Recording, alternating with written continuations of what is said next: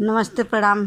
सभी भाई बहनों का स्वागत करती हूँ अपने यूट्यूब चैनल पर। आप सभी लोग के सामने एक तालाब पूजते समय लाचारी गीत सुनाने जा रही हूँ। आप लोग सुनिएगा और कमेंट बॉक्स में बताइएगा हमारा गीत कैसा लगा। पहने हम नगजड़ी साड़ी बलम घुघुटा हो छयल घुघुटा कैसे काड़ी। पहने हम नगजड़ी साड़ी बलम घुघुटा हो छयल घुघुटा कैसे काड़ी।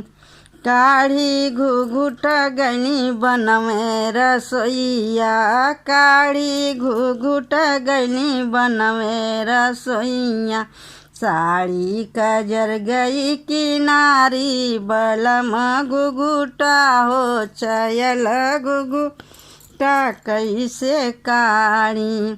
साड़ी कजर गई किनारी बलम घुघुटा हो छयल घुघुटा कैसे काड़ी।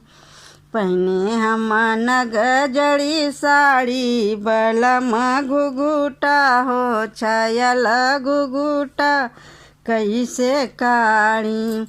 पहने हम नगजड़ी साड़ी बलम घुघुटा हो छयल घुघुटा कैसे काड़ी।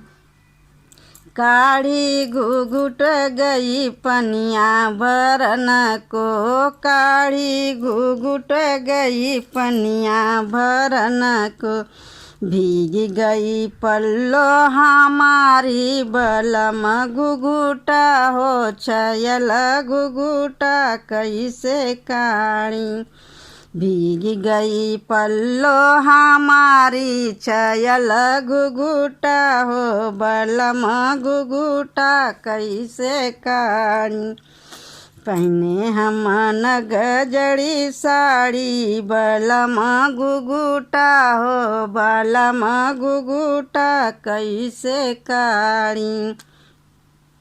पहने हम नगजड़ी साड़ी बलम घुघुटा हो छयल घुघुटा कैसे काड़ी। सड़िया पहिन गए बाग बगीचा सड़िया पहिन गए बाग बगीचा।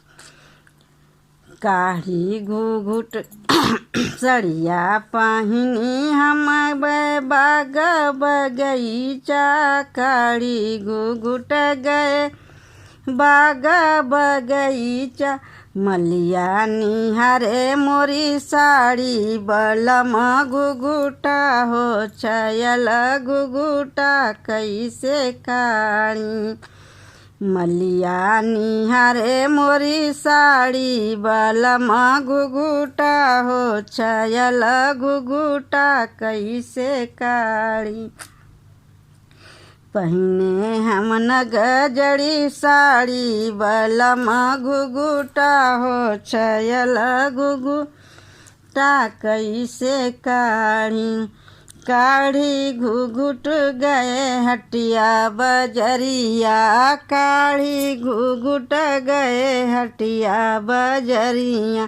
पीछे पड़े गुंडा लफाड़ी बलम घुघुटा हो छयल घुघुटा कैसे काड़ी। पीछे पड़े गुंडा लफाड़ी बलम घुघुटा हो छयल घुघुटा कैसे काड़ी। पहने हम नगजड़ी साड़ी बलम घुघुटा हो छयल घुघुटा कैसे काड़ी। काढ़ी घुघुट गए सजिया सोवन को काढ़ी घुघुट गए सजिया सोवन को।